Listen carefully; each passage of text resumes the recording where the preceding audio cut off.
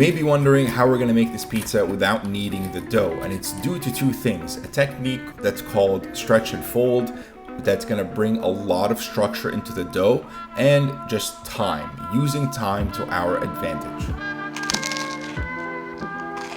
That's a good crust.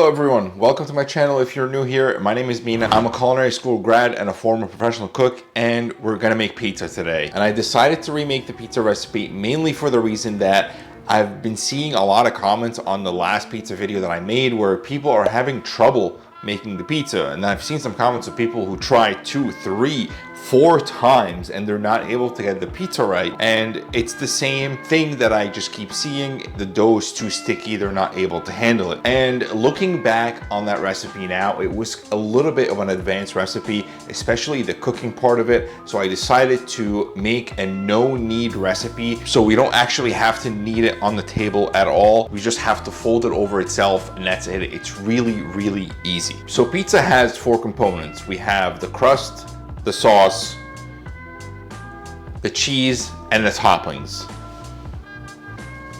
So let's talk about each of those before we actually make the pizza. To make the crust, we only need the 4 ingredients: flour, water, salt, yeast. That's really all you need for a pizza crust. And ideally you would use bread flour here for a high gluten pizza crust, but if all you have is AP flour, it's going to work just fine. I've made this recipe plenty of times with just AP flour, and that's what we're gonna use today in this video is AP flour. I wanna show you that it is possible. I want you to be able to make these recipes at home. So we're gonna use AP flour, water, salt, and yeast. And I am using instant yeast here, but you can also use active dry yeast if that's what you have. Now, normally I would make my own tomato sauce, but I saw this sauce in the store and I just wanted to try it, and it turned out to be pretty good.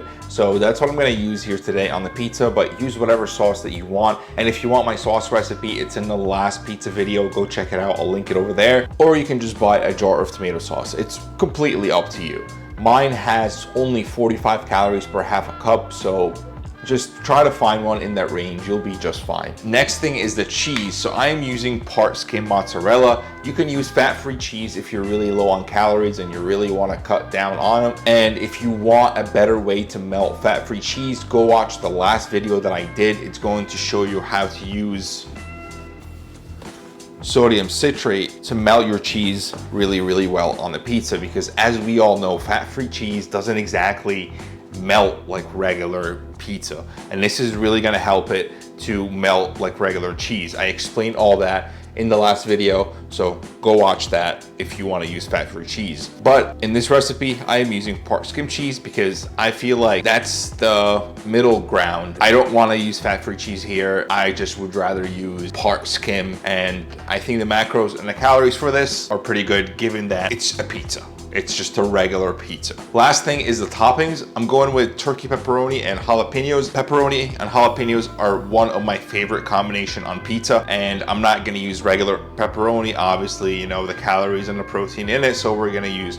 turkey pepperoni instead. But of course, feel free to make your own pies. I'm just giving you this idea here to how to make a really good crust. It's extremely easy. You can have a very good pizza with a beautiful crust in a couple hours. You're not really working for those 2 hours. You're just waiting. Most of the time it's just waiting. So the first thing you want to do is mix all the dry ingredients together. So the flour, the salt, and the yeast. And I'm using the little powder scale for the salt and the yeast because it's just more accurate. You don't have to, but I just want it to be accurate with the recipe to make sure it works. To mix everything, I always like to use a metal chopstick because it's practically non-stick. The water here should be warm, but not too warm. If you want the exact temperature, it should be on your yeast packaging. Mix everything together until it just starts to come together. We're not going to knead this. We just want it to come together into one solid piece.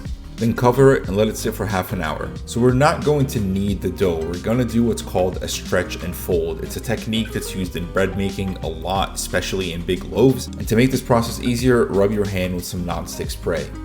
So just like the name says, we're going to stretch the dough and then fold it over itself. And ideally you don't want to rip it like I did here, but it's not a big deal if you do. And you want to do this 4 times all around the dough. So I did one side, this is the other side. And I'm also doing all this in real time, so you see exactly how long it's going to take you to do this. So this is the 3rd side now. I'm stretching it up and folding it over itself. And the last side, it's going to be kind of hard to stretch the last side, but we're going to stretch and fold. And what this is going to do is give the dough a lot of structure. And now we're ready to transfer it to the pan. I'm using an 8x8 square pan. You can use a round pan. You can use a cast iron pan. Really, whatever pan you can put into your oven will work. Now I'll give you your scraper a spray and the pan also a good spray. And then scoop your dough on there and make sure that you scoop in every little bit of dough. That's your hard-earned dough. Now I'm just gonna flip it onto the pretty side. The other side is where we did all those stretch and folds. We're then gonna cover it and let it sit for another half hour. It should be about 1.5 times the size from before.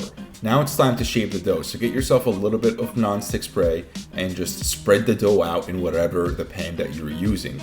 So in this 8x8, it fits in here pretty well. It fits all the way over to the edges, and you saw it gives you a little bit of a crust. It's not too thin.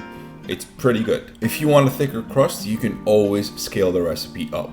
I'm gonna give you the baker's percentage so you're able to do that very easily. When you're done shaping it, cover it and we're gonna let it rest for another half hour. Most of the time here, again, we're not doing anything. We're just waiting for the dough. This is also a good time to turn your oven on because we want it to be hot and at temperature once we put the pizza in. And a recommendation from my trials, put your rack on the lowest notches that you have. And I'm just gonna use this time to grate my whole block of cheese and store it for later use. And after the half hour, we can now top the pizza. So this is pretty self-explanatory here.